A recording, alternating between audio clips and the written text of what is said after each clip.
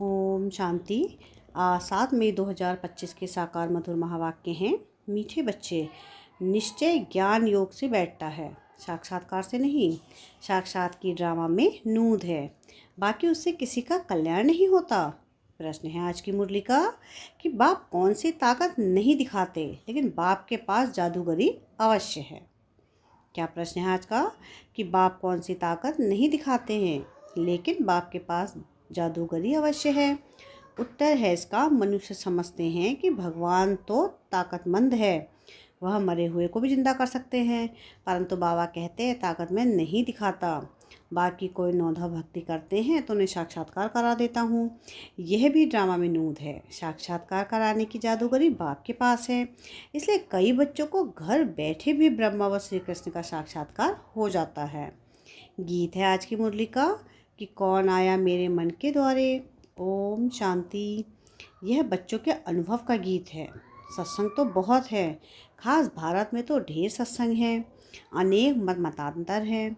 वास्तव में वह कोई सत्संग नहीं, सत्संग एक होता है। बाकी तुम वहाँ किसी विद्वान आचार्य पंडित का मुंह देखेंगे, बुद्धि उस तरफ जाएगी। यहाँ फिर अनोखी बात है, यह सत्संग एक ही बार इस संगम युग पर होता है। यह तो बिल्कुल नई बात है। उस बेहद के बाप का शरीर तो कोई है नहीं। कहते हैं मैं तुम्हारा निराकार शिव बाबा हूँ। तुम और सत्संगों में जाते हो तो शरीरों को ही देखते हो।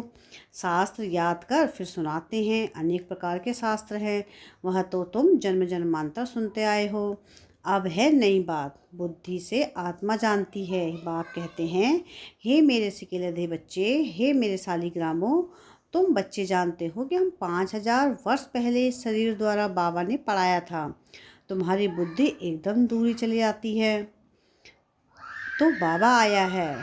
बाबा अक्षर कितना मीठा है, वह है माता पिता। कोई भी सुनेंगे तो कहेंगे पता नहीं इन्हों के माता पिता कौन हैं। बरोबर वह साक्षात्कार कराते हैं तो उनमें भी वह मूझते हैं। कोई ब्रह्मा को कोई कृष्ण को देख लेते हैं तो विचार करते रहते हैं कि ये क्या है। ब्रह्मा का भी बहुतों को घर बैठे साक्षात्कार होता है। अब ब्रह्मा की तो कोई पूजा करते नहीं हैं, श्री कृष्ण आदि की तो करते हैं, ब्रह्मा को तो कोई जानते भी नहीं होंगे। प्रजापिता ब्रह्मा तो अब आया है, यह है प्रजापिता। बाप बैठ समझाते हैं कि सारी दुनिया पतित है तो जरूर यह भी कुछ जन्मों के अंत में पतित ठहरे। कोई भी पावन नहीं है, इसलिए कुंभ के मेले पर, हरिद्वार गंगा सागर के मेले पर जाते हैं। समझते हैं कि स्नान करने से पावन बन जाएंगे, लेकिन यह नदियाँ कोई पतित पावनी थोड़ी हो सकती हैं। नदियाँ तो निकलती हैं सागर से। वास्तव में तुम हो ज्ञान गंगाएं, महत्व तुम्हारा है। तुम ज्ञान गंगाएं जहाँ तहाँ निकलती हो। वो लोग फिर दिखलाते हैं कि तीर मारा और गंगा निकली। तीर मारने की तो बात नहीं, यह ज्ञान गंगाएं देश देशांतर जाती हैं। शिव बाबा कहते हैं कि मैं ड्रामा के बंधन में बांधा हुआ हूँ। सभी का पाठ निश्चित किया हुआ है, मेरा भी पाठ निश्चित है। कोई समझते भगवान तो बहुत ताकतमंद है, मरे हुए को भी जिंदा कर सकते हैं। यह सभी गपोड़े हैं, मैं आता हूँ पढ़ाने के लिए। बाकी ताकत क्या दिखाएंगे, साक्षात्कार की भी जादूगरी है। नौदा भक्ति करते हैं तो मैं साक्षात्कार कराता हूँ। जैसे काली का रूप दिखलाते हैं, उन पर सिर तेल चढ़ाते हैं। अब ऐसी काली तो नहीं, परंतु काली की नौदा भक्ति बहुत करते हैं। वास्तव में काली तो जगदम्बा है। काली का ऐसा रूप तो नहीं, परंतु नौदा भक्ति करने से बाबा भावना का भाड़ा दे देते हैं। काम चिता पर बैठने से काले बने, अब ज्ञान चिता पर बैठे गोरे बनते हैं। तो काली अब जगदम्बा बनी है, वह साक्षात्कार कैसे कराएगी। वह तो अभी बहुत जन्मों के अंत के भी जन्म वाले जन्म में है। देवताएं तो अभी है नहीं, तो वह क्या साक्षात्कार कराएंगे। बाप समझाते हैं यह साक्षात्कार की चाबी मेरे हाथ में है। अल्पकाल के लिए भावना पूरी करने के लिए साक्षात्कार करा देता हूँ, परंतु वह कोई मेरे से नहीं मिलते। मिसाल एक काली का दे देते हैं। इस रीति बहुत हैं, हनुमान गणेश आदि। भल सिख लोग भी गुरु नानक की बहुत भक्ति करें तो उन्हें भी साक्षात्कार हो जाएगा। परंतु वह तो नीचे चले आते हैं। बाबा बच्चों को दिखलाते हैं कि देखो यह गुरु नानक की भक्ति कर रहे हैं। साक्षात्कार फिर भी मैं कराता हूँ। वह कैसे साक्षात्कार कराएंगे? उनके पास साक्षात्कार कराने की चाबी नहीं है। यह बाबा कहते हैं कि मुझे विनाश स्थापना का साक्षात्कार भी उस बाबा ने कराया, परंतु साक्षात्कार से कोई कभी कल्याण नहीं। ऐसे तो बहुतों का साक्षात्कार होते थे, आज वह है नहीं। बहुत बच्चे कहते हैं कि हमको जब साक्षात्कार हो तो निश्चय बैठे, परंतु निश्चय साक्षात्कार से नहीं हो सकता। निश्चय बैठता है ज्ञान और योग से। 5000 वर्ष पहले भी मैंने कहा था कि यह साक्षात्कार मैं कराता हूँ। मीरा ने भी साक्षात्कार किया। ऐसे नहीं कि आत्मा वहाँ चली गई, नहीं, बैठे बैठे साक्षात्कार कर लेते हैं, लेकिन मेरे को नहीं प्राप्त कर सकते। बाप कहते हैं कि कोई भी बाप का संशय हो तो भी ब्राह्मणीय टीचर हैं, उनसे पूछो। यह तो जानते हो कि बच्चियाँ भी नंबरवार हैं, नदियाँ भी नंबरवार होती हैं, कोई तो तालाब भी हैं, बहुत गंदा बासी पानी होता है, वहाँ भी श्रद्धा भाव से मनुष्य जाते हैं। वह है भक्ति की अंधश्रद्धा। कभी भी कोई से भक्ति छुटानी नहीं है। जब ज्ञान में आ जाएंगे तो भक्ति आप ही छूट जाएगी। बाबा भी नारायण का भक्त था। चित्र में देखा लक्ष्मी दासी बन नारायण के पाँव दहा रही है, तो यह बिल्कुल अच्छा नहीं लगा। सतयुग में ऐसा होता नहीं।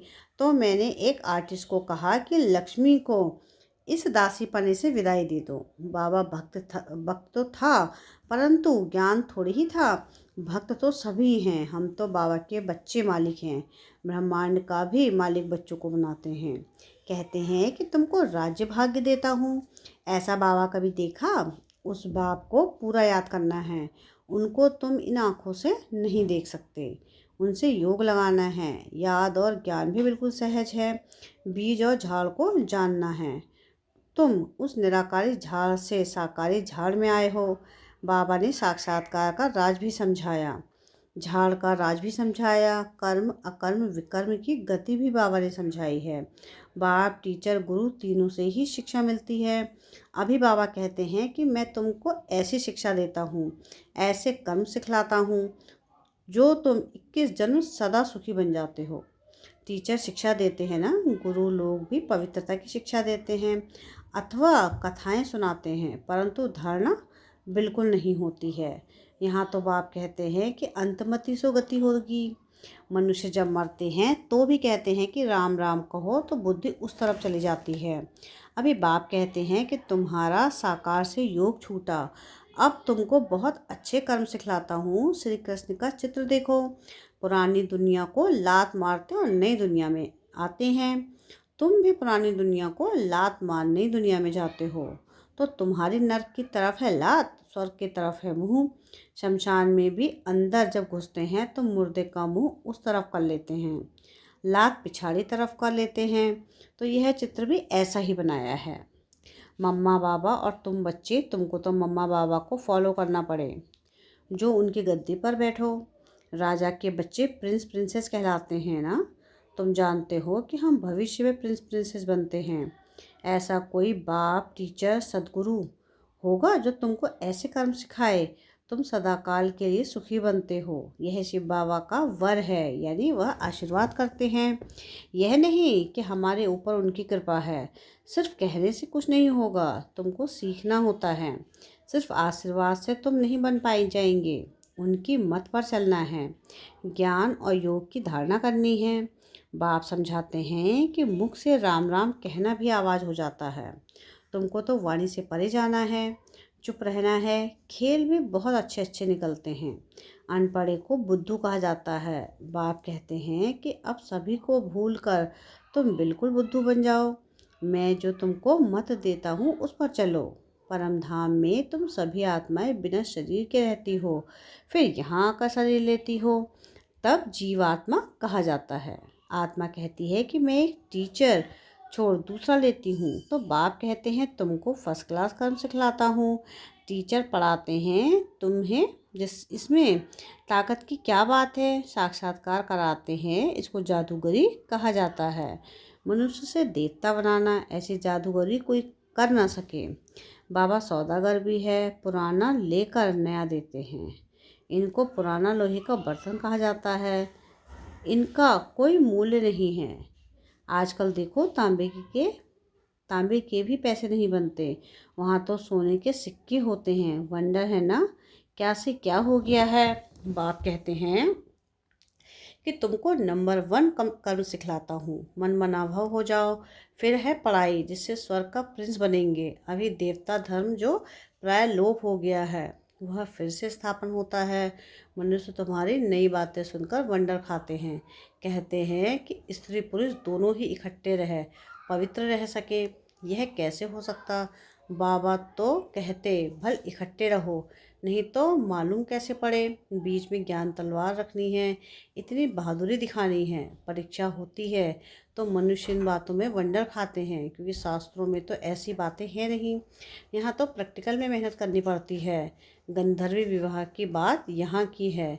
अभी तुम पवित्र बनते हो तो बाबा कहते हैं बहादुरी दिखलाओ।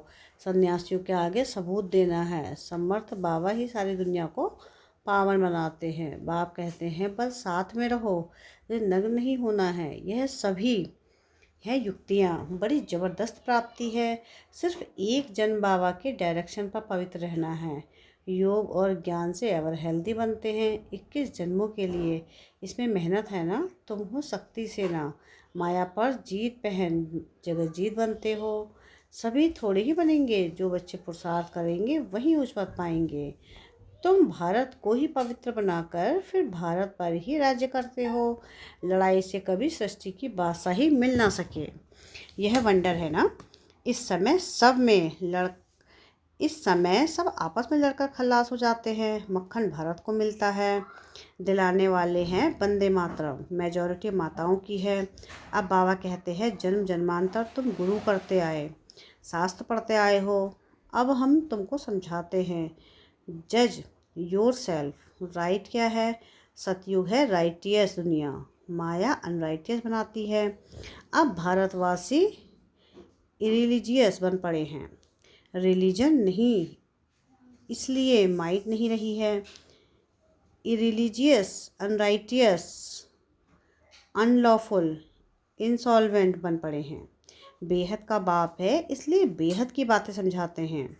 कहते हैं फिर तुमको रिलीजियस मोस्ट पावरफुल बनाता हूँ।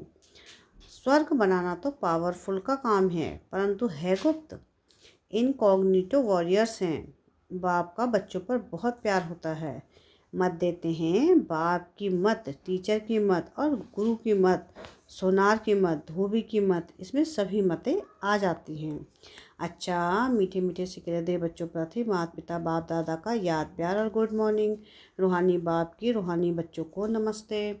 हम रूहानी बच्चों की रूहानी बाप दादा को याद प्यार गुड मॉर्निंग और नमस्ते। शुक्रिया प्यारे बाबा, शुक्रिया। धारणा के लिए मुख्य सार है। सार की पहली पॉइंट है कि इस एक जन्म में बाप के डायरेक्शन पर चल, घर गृहस्थ रहते पवित्र रहना है, इसमें बहादुरी दिखानी है। सेकंड पॉइंट है कि श्रीमत पर सदा श्रेष्ठ कर्म करने हैं, वाणी से परे जाना है। जो कुछ पढ़ा व सुना है उसे भूल बाप को याद करना है। वरदान है आज की मुरली का कि परिस्थितियों को गुड लक समझ अपने निश्चय के फाउंडेशन को मजबूत करने वाले अचल अडोल भाव। कोई भी परिस्थिति आए तो आप हाई जंप दे दो, क्योंकि परिस्थिति आना भी गुड लक है। यह निश्चय के फाउंडेशन को मजबूत करने का साधन है। आप जब एक बारी अंगद के समान मजबूत हो जाएंगे तो यह पेपर भी नमस्कार करेंगे। पहले विकराल रूप में आएंगे और फिर दासी बन जाएंगे। चैलेंज करो, हम महावीर हैं, जैसे पानी के ऊपर लकीर ठहर नहीं सकती, ऐसे ही मुझ मास्टर सागर के ऊपर कोई परिस्थिति वार नहीं कर सकती। स्वस्थिति में रहने से अचल अडोल बन जाएंगे। स्लोगन है आज की मुरली का कि पुराने वर्ष को विदाई देने के साथ साथ कड़वेपन को भी विदाई दे दो। अब व्यक्ति सारे हैं रूहानी रॉयल्टी और प्योरिटी की पर्सनैलिटी धारण करो। यह वरदाता और वरदानी दोनों का संबंध समीप और स्नेही के आधार से निरंतर हो और सदा कंबाइन रूप में रहो, तो पवित्रता की छत्र छाया स्वतः रहेगी। जहाँ सर्वशक्तिमान बाप है, वह अपवित्रता स्वप्न में भी आ नहीं सकती। जब अकेले होते हो तो पवित्रता का सुहाग चला जाता है। अच्छा, ओम शांति।